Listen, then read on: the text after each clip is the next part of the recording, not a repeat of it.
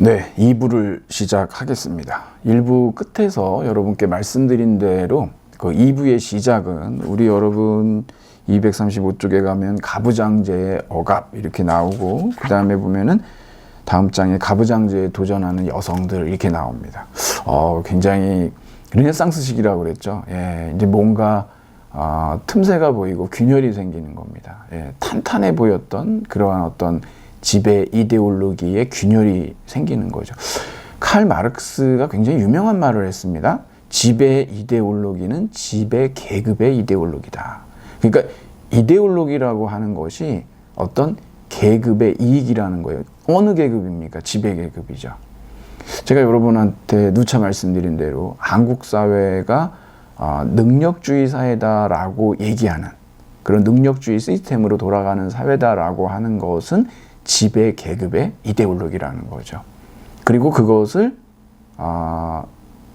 일반 시민들도 그렇게 이데올로기를 받아들이고 실천하는 그런 모습들이 분명히 있습니다. 이런 것들이. 하지만 이러한 이데올로기가 갖고 있는 그러한 어떤 허위성, 그런 것들이 드러나게 되면 균열이 생겨요. 이제 문제들이 발생을 하게 됩니다.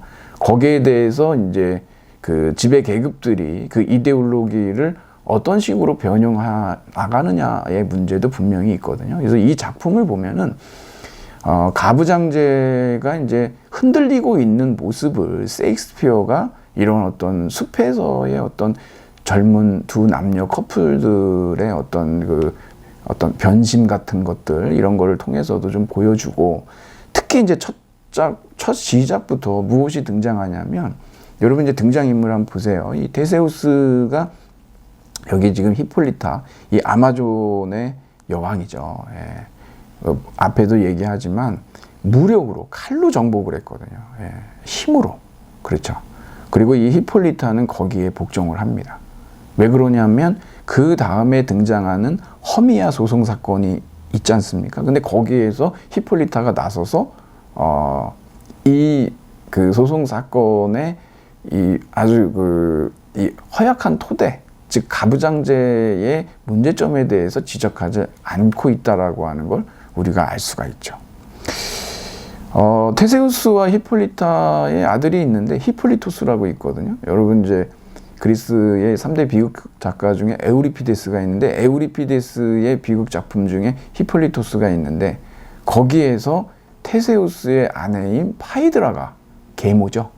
히폴리토스, 이 미소년이 너무 잘생겨서 이게 사랑하는, 죽일 놈의 사랑, 어떻게 하겠습니까, 이거를. 한번 여러분 그것도 한번 읽어보시면은, 뭐 세상은 넓고 뭐 굉장히 다양한 사랑들이 있으니까. 이 테세우스가 이제 무력으로 이 히폴리타를 갖다가, 이 아마존 여왕인 히폴리타를 무릎 꿀려서 이제 4일 있으면 이제 결혼식을 할 겁니다. 한참 북프로 있죠. 이제 결혼을 앞두고 있으니까. 그런데 그때 이제 여기에 이 이지우스하고 라이센더, 드미트리우스, 그 다음에 이제 허미아, 이렇게 4명이 등장을 하는 겁니다. 이걸 이제 여러분에게도 이제 제공해드린 자료들에 보면 나오지만 허미아 소송 사건이라고 한번 해보자고요. 이 굉장히 축복받고 즐거워야 될 결혼식을 4일 앞둔 이 상황에 갑자기 이제 이 이지우스가, 허미아의 아버지인데 이지우스가 나타나가지고 이제 자기 아테네의 국법을 통해서 이걸 좀 바로잡아달라라는 얘기를 하는 거죠. 그 내용은 이렇습니다. 지금 허미아는 아버지 이지우스가 이 가부장제이기 때문에 아버지의 말은 법이에요. 그러니까 아테네의 공권력으로서의 법하고 아버지의 말하고는 같은 거거든요. 이게 아버지는 신이라고 여기서 얘기합니다. 그리고 여기에 이 딸인 허미아는요, 그냥 아버지의 소유물이에요. 아버지가 결혼해 그러면 그 사람하고 할 뿐인데 허미아는 안 하겠다는 거거든요. 무슨 얘기냐면 이 드미트리우스가 이지우스, 그러니까 허미아의 아버지가 점찍은 사위입니다. 그래가지고 이지우스는 딸인 허미아에게 드미트리우스하고 결혼해라 라고 얘기하는데, 허미아는 싫다. 자기가 사랑하는 사람은 누구다? 자기의 참사랑은 라이센더다, 이런 거죠. 그러니까 지금 이지우스가 다 데리고 와서 테세우스한테 이거 아테네 국법으로 다스려 달라.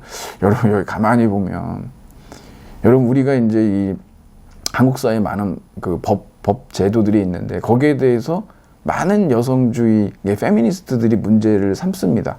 왜 그러냐 그러면 여러분 참 가만히 보면은요, 법은 남자가 만들어요. 예. 이번에 여러분 미국에서 그 텍사스의 어떤 낙태 법이 승인 그거를 갖다가 그 대법원에서 연방 대법원에서 반대하지 않아서 그거를 사용할 수 있게 돼서 문제가 되고 있는데 6주 이후에는 그 임신 중지를 못하게 만드는 그런 법이 이제 그 인용이 된 겁니다. 그것은 강간을 당했어도 그렇고 아니면 근친상간에 의한 임신이어도 그렇고 무조건 출산할 수밖에 없는 거죠. 누구나 고발할 수가 있는 그러한 이제 텍사스 어보션 로라고 해가지고 통과가 됐거든요. 이걸 만든 사람 누가 만들었습니까? 여성이 만들었을까요? 남성이 만들었을까요?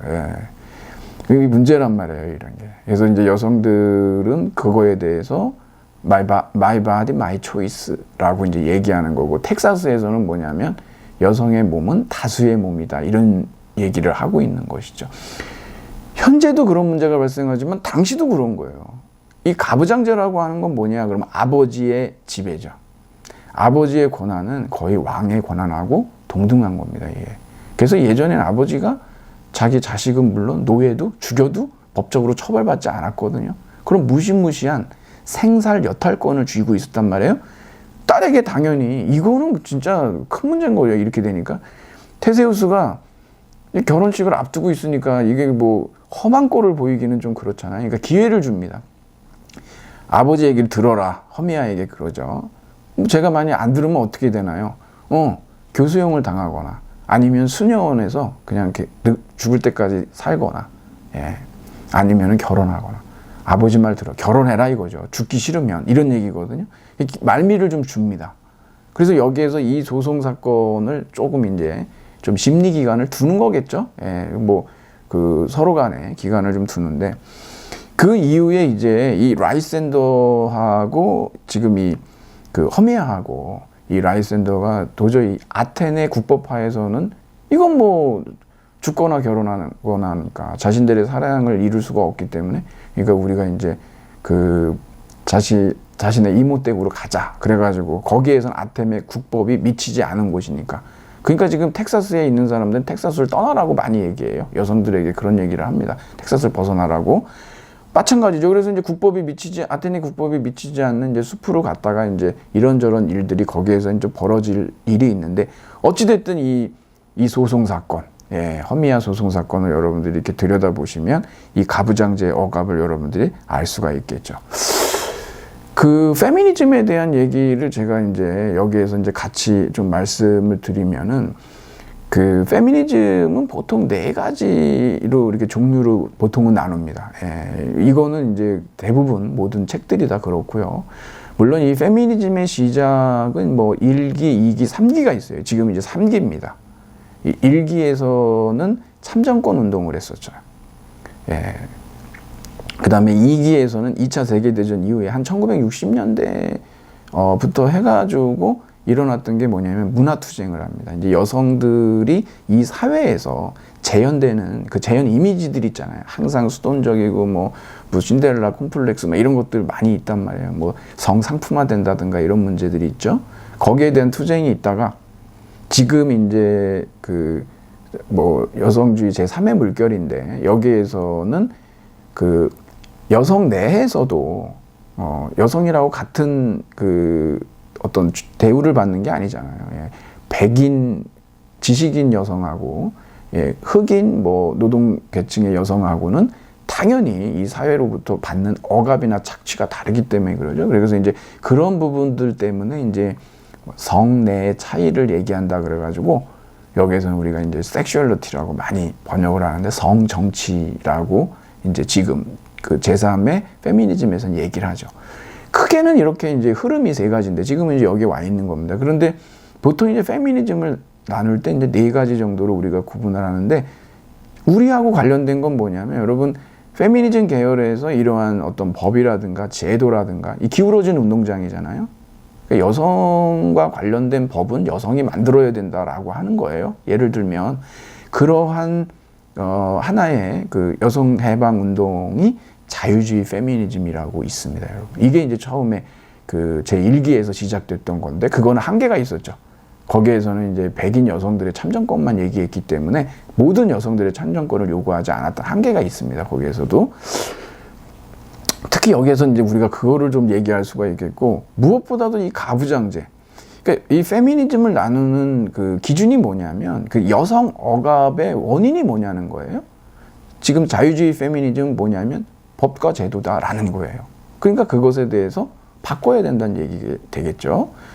지금 여기 가부장제가 여성 억압의 원인이다라고 얘기하는 그러한 페미니즘을 우리가 뭐냐면 급진주의 페미니즘이라고 그러죠. 한국 사회에서도 얼마 전에 논란이 됐었죠. 레디컬 페미니즘이 문제다 뭐 이런 얘기하고 뭐 메가린이 뭐니 이런 얘기를 하고 그랬는데 가부장제가 여성 억압의 원인이고 그러면 여성 해방을 위해서는 어떻게 되냐 그러면은 가부장제를 철폐해야 되는데 지금 우리가 살고 있는 이 세상은 뭐 이걸 떠나지 않고서는 불가능하기 때문에 여성만의 자율적인 공간을 만들어야 된다. 그래서 여기에서 나오는 것들이 이제 뭐 그러니까 메갈은 여기서 나왔다 이런 얘기 하는 이유도 다 그래서 있는 겁니다. 이걸 여러분들이 좀 보시면 좋을 것 같은데 제가 우리가요 보통 보면은 잘 모르면 오해가 많고 그 편견이 생기고 괜히 이제 뭐 그냥 주변의 얘기만 듣고 반감을 갖게 되기가 쉽거든요.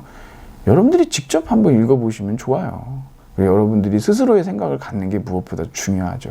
그 결론이 무엇이든 간에 그냥 다른 사람 얘기만 듣고 뭔가를 갖다가 결정하고 자기 의견인 양 얘기하는 거는 매우 적절해 보이지가 않아서 그렇습니다. 그래서 여러분들이 성의 변증법이라고 슐라미스 파이어스톤이라고 하는 정말 이 급진주의 페미니즘에서는 대단히 중요한 여성이에요. 그 책을 여러분들이 조금 한번 읽어보시면 저는 좀 좋을 것 같습니다. 그러면 적어도 여러분들이 무슨 얘기하는지 알겠다라고 하는 거는 여러분들이 감을 잡으실 수가 있거든요. 읽고 얘기하면 좋겠죠. 그 다음에 마르크스주의 페미니즘이 있거든요. 이 마르크스주의는 뭐 여전히 자본주의의 이 착취 구조에 대해서 여전히 지금도 우리가 받아들일 수밖에 없는, 묻을 수 없는 그런 매우 중요한 이론적 도구거든요. 여성 억압이 왜 발생했느냐? 자본주의 탓이다. 그럼 무슨 얘기지? 그러면은 여러분 자본주의 사회에서요. 지금 한국 사회도 마찬가지지만 그 사적 가부장제는 많이 좋아졌습니다. 여러분 뭐 우리가 가정에서 뭐 남자는 뭐 부엌에 들어가면 안 되고 이런 사회는 아니잖아요 지금. 그래서 사적 가부장제는 많이 개선이 된 건 사실인데 공적 가부장제, 그러니까 유리천장이라고 하지 않습니까? 그러니까 정말 사회의 요직에는 여성 비율보다 남성 비율이 훨씬 높은 게 사실이라는 거죠. 대학 사회도요. 여자 교수님들하고 남자 교수님들 비교해 보면은 여러분들이 그냥 한 과만 보셔도 아시잖아요. 공부를 안 해서 그렇습니까? 여성들이 그렇진 않아요. 그러니까 우리가 이런 것들을 조금 객관적으로 바라볼 필요가 있어요. 그래서 자본주의 사회에서는 이제 임금 차별도 분명히 있고요. 어떤 승진이나 이런 것들에 대한 불이익도 있을 수밖에 없고, 그건 우리가 데이터가 있으니까 통계가. 더더군다나 이제 자본주의 사회에서 여성을 어떤 성적 대상화하거나 이런 것들이 또 많이 있지 않습니까? 그런 문제들. 또 하나가 있는데 이게 사회주의 페미니즘이라고 그러는데 사실은 이게 가장 인기가 있을 수밖에 없어요. 왜냐하면 여성 억압의 원인은 그냥 단순히 가부장제다, 자본주의다, 문화다 이렇게만 말하기 어렵고 이중착취, 삼중착취가 일어나고 있다라고 하는 겁니다. 그러니까 문화투쟁도 해야 되고 가부장제하고의 문제도 있고 이 자본주의에 대한 문제점도 지적하는. 그래서 이제 사회주의 페미니즘이 있는 거예요. 이건 여러분들이 어느 책을 보시더라도 꼭 그런 식의 제가 이제 간단하게 말씀드렸지만 대부분 여기에서 크게 벗어나진 않습니다. 그러니까 여러분이 꼭 상식적으로라도 이걸 알고 계셔가지고 한국 사회에서 정말 이 문화적 이슈 중에 굉장히 핫한 것들 중에 하나가 페미니즘이잖아요. 예. 그래서 정말 진정한 성평등. 그래서 이제 휴머니즘의 실현. 왜 이런 주장을 하는지에 대해서는 우리가 많이 공부하고 읽다 보면은 그냥 공감을 할 수 있다라고 하는 거죠. 예, 공감을 할 수 있습니다. 그런 차원에서는 좀 많이 봐야 됩니다. 그러지 않으면 오해가 많고, 인간은요, 낡은 편견, 새로운 편견, 편견 덩어리예요. 끊임없이 공부하는 이유는 그것과 싸우는 거예요. 저는 뭐 안 그럴 것 같습니까? 저도 마찬가지입니다. 저도 계속해서 저 스스로를 갖다가 들여다볼 수밖에 없어요.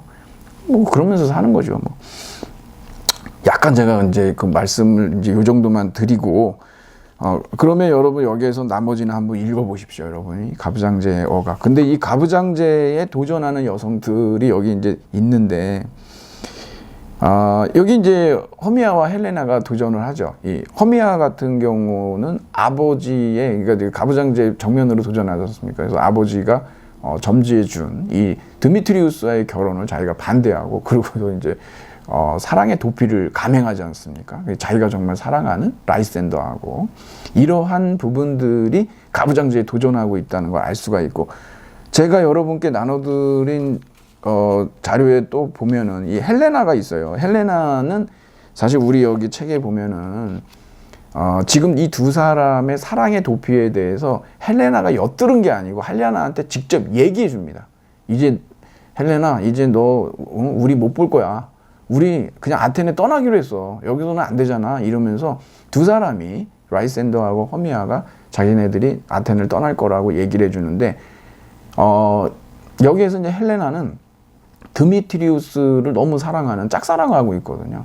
본래 드미트리우스가요, 이 헬레나를 엄청 좋아했어요. 그러다가 변심을 한 겁니다. 허미아의 두 눈을 보고 한눈에 반한 거죠. 자꾸 눈 얘기를 하는 이유는 제가 여러분한테 말씀드리지만, 사랑은 눈이 아니라 마음으로 보는 거다 막 이러잖아요. 그 얘기를 빗대서 여러분들이 좀 이해하기 쉽게 하려고 제가 그렇게 말씀을 드리는 건데, 변심을 했어요. 예. 헬레나를 보고 그냥 첫눈에 반해가지고.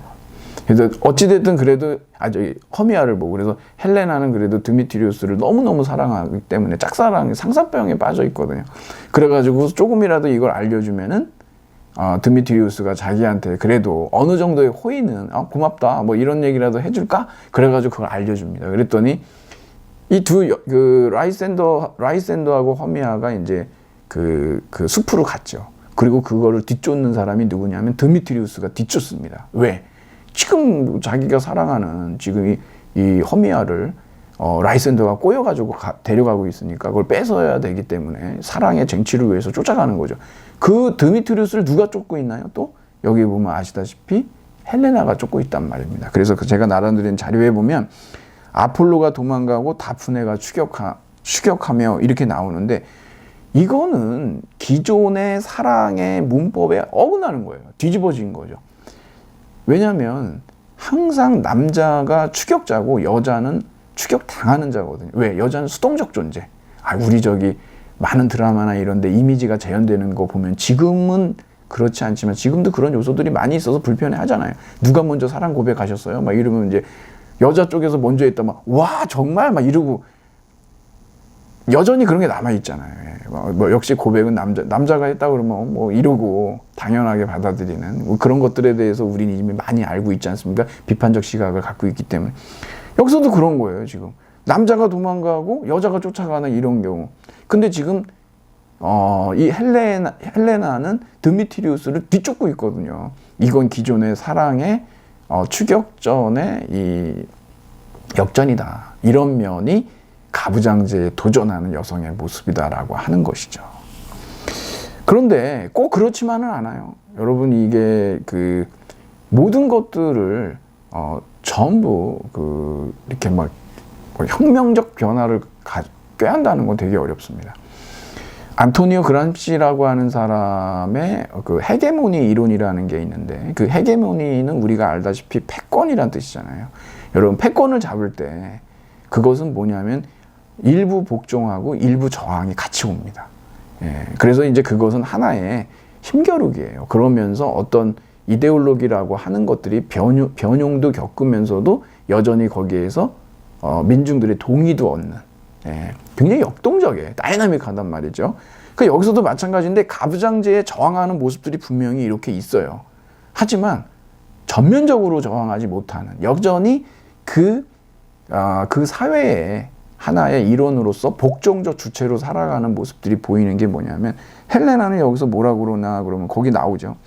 우리는 남자처럼 사랑 놓고 못 싸워요. 구애를 받아야지 하라고 만든 게 아니에요 라고. 그러니까 여성은 어떠냐 그러면은 구애의 대상이지 구애하는 주체는 아니다라고 하는, 여전히 이건 뭡니까? 기존의 가부장제 하에서의 사랑의 문법이죠. 사랑의 비대칭성, 수동적 역할로서의 여성, 능동적 역할로서의 남성이라고 하는 부분을 또 갖고 있는 거예요. 이 사람은 이렇게 혼재되어 있습니다. 어떤 부분에서는 굉장히 해방되어 있고 개방적인 사람이, 어떤 부분에서는 너무 꼰대예요. 인간 그렇게 복잡해요. 그런 부분들을 우리가 바꿔가기 위해서 끊임없이 자기를 들여다보고 반추하고 성찰해야 되는 이유가 거기 있는 거죠. 허미야도 마찬가지입니다. 숲으로 갔죠. 거기에서 이제 라이센더가 제안을 합니다. 그러니까 여기서 나오면은 이제 한 침대에서 같이 자자라고 하는 얘기를 하는데, 허미야는 뭐라 그러냐면 안 된다. 라이센더한테 저만치 가서 누워라. 너무 곁에 눕지 마라. 이런 얘기를 하거든요. 그러니까 이제 혼전순결이라고 하는 기존의 가부장제적인 문법을 지키려고 하는 것이고, 이런 모습을 여러분들이 이제 보다 보면은 정말 아버지의 지배에 정면으로 목숨까지 내놓고, 이거 죽을 수도 있지 않습니까? 지금 결혼 안 하면은 그런 목숨까지 내놓는 그러한 어떤 그 정말 비합리적일 정도의 어떤 그런 모습을 보였던 사람이 또 이제 숲에서는 안 된다라고 하는, 그러니까 그런 얘기들을 여기서 하고 있는 거죠. 동시에 제가 여러분하고 같이 좀 얘기를 드리자면, 뭐 이건 제 의견이고 여러분들이 저하고 생각이 다를 수 있는데, 드미트리우스가 처음에는 헬레나를 사랑했어요. 그러다가 허미야를 보고 마음을 바꿔가지고 그 다음부터 이제 허미야에 대한 사랑으로 바뀌는데, 왜 변심했을까? 도대체 가만히 들여다보면은요, 이 헬레나한테 드미트리우스가, 이 본문을 읽어봐야 되는데, 못된 짓을 많이 했어요. 여기서 못된 짓이라고 하는 건 뭐냐면 발로 차고 때리고 그랬다고 그래요. 데이트 폭력을 행사했습니다. 드미트리우스는. 그런데도 헬레나는 계속해서 드미트리우스에 대한 사랑을 접지를 않습니다. 근데 결국은 접어요. 드미트리우스가 자발적으로. 왜 그랬을까요? 거기에 대해서 많은 얘기들이 있지만, 여기 지금 혼전순결 문제도 나오고, 그래서 사실상 자신의 그 성적 욕망이 충족되지 않자 대상을 바꿔버린 거라고 저는 생각합니다. 여러분들의 생각은 어떠신가요? 여러분들이 굉장히 제한된 지면 속에 있기 때문에 저처럼 좀 이걸 본문을 좀 여러 차례 읽어보시면서 왜 그랬을까라고 해보면은, 여러 가지를 종합해서 보면은 결론이 그렇게 나지 않느냐라는 게 이제 제 의견입니다. 다른 여러분들의 생각이 있으시면 좀 적어서 보내주시면, 제가 나중에 제가 놓친 부분들이 분명히 있을 수밖에 없죠. 그러면서 같이 교학 상장하는 겁니다. 여러분이 저를 또 가르쳐주고 제가 여러분들한테 또 배우고 이러는 거죠. 즐거운 일입니다. 서로 가르치고 배운다라고 하는 것은. 자, 그러니까 여러분들이 가부장제와 관련돼서는 제가 그렇게 양 측면들을 이제 좀 말씀을 좀 드리고요. 그리고 이렇게 한번 또 가볼까요? 243쪽에 가보면은 그 에로티시즘 얘기가 나오는데, 여기에 이제 보틈하고 보틈의 일당들이라고 그러는데, 이 사람들은 그냥 직공들이고 노동자들이에요. 여러분들이 본문 읽어보시면 이 사람들의 연극에 대해서 선의해가 없어요. 그래서 정말 자기가 사자로 나오면 사람들이 자기가 잡아먹을까 봐 놀랄 거라고 막 걱정하고, 난 사자지만 사실은 그렇지 않다고 막 이런 설명까지 해야 된다라고 얘기하는, 전혀 연극에 대한 문외한들이거든요.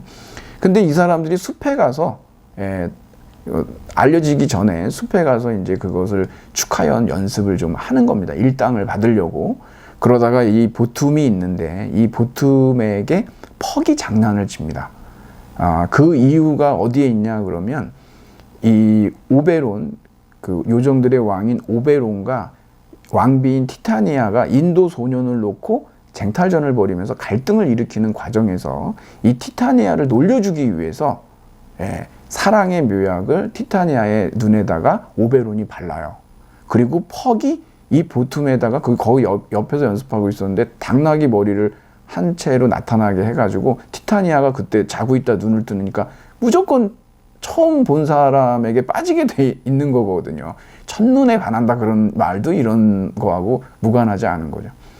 그래가지고 정말 이 동물적인 존재와 사랑에 빠집니다. 그래가지고 뭐 굉장히 에로틱해요. 그래서 정말 말 그대로 이런 것들이 상징하고 있는 것이 그 뒤에 여러분들이 보면은 동물을 탐하는 변태적인 성욕 막 이런 얘기 하잖아요. 그러니까 이 숲이라는 공간, 일종의 인간에게 어떤 그 일탈의 장소, 해방의 장소, 뭐 그런 걸 열어주는 거죠. 근데 인간의 내면 속에 정말 이제 프로이트가 이미 무의식을 발견했고, 무의식을 발견함과 동시에 더 이상 무의식은 없는 거죠.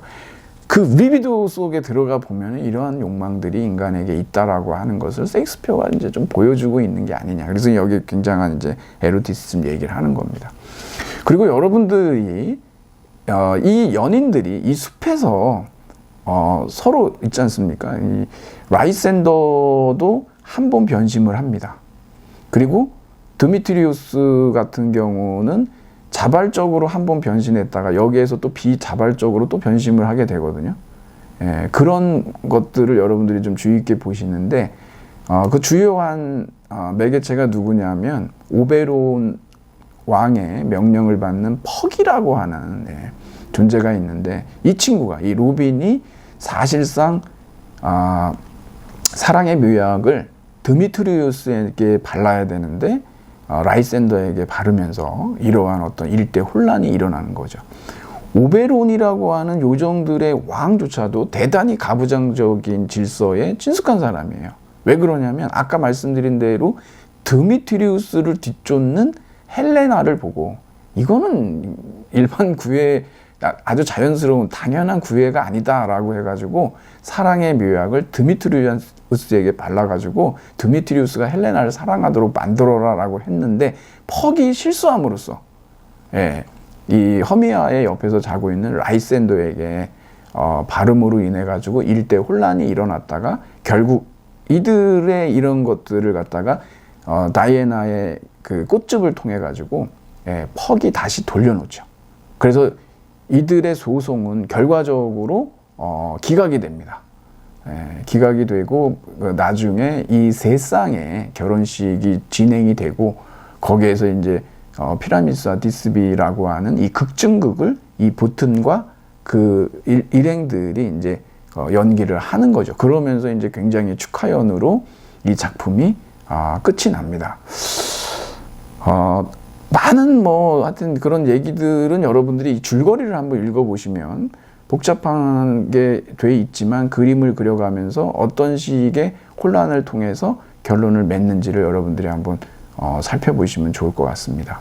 마지막으로 제가 이런 말씀을 한번 드리고 마치겠습니다. 여러분, 김승옥의 무진기행이라고 하는 아주 단편이 있습니다. 짧아요. 여러분들이 뭐 마음만 먹고 읽으시면 20분이면 읽으실 수 있는데, 1967년도에 나온 작품인데 여기에서 보면 이 주인공하고 그 다음에 이제 하인숙이란 그 음악 선생님이죠.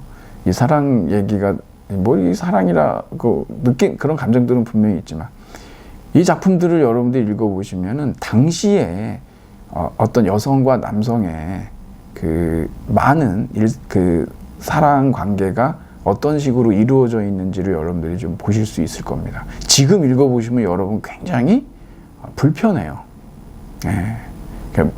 하지만 당시에는 이것이 굉장히 인기가 있었고 당시 사람들에게 이상하지 않았다는 거죠. 사랑도 역사적입니다. 이렇게 바뀌어가는 거죠. 한번 그렇게 한국문학도 한번 들여다보시면 좋을 것 같습니다. 네, 그 시간 관계상 제가 뭐 여기까지 하도록 그렇게 하겠습니다. 여러분, 한여름밤의 꿈 장시간 수고하셨습니다. 감사합니다.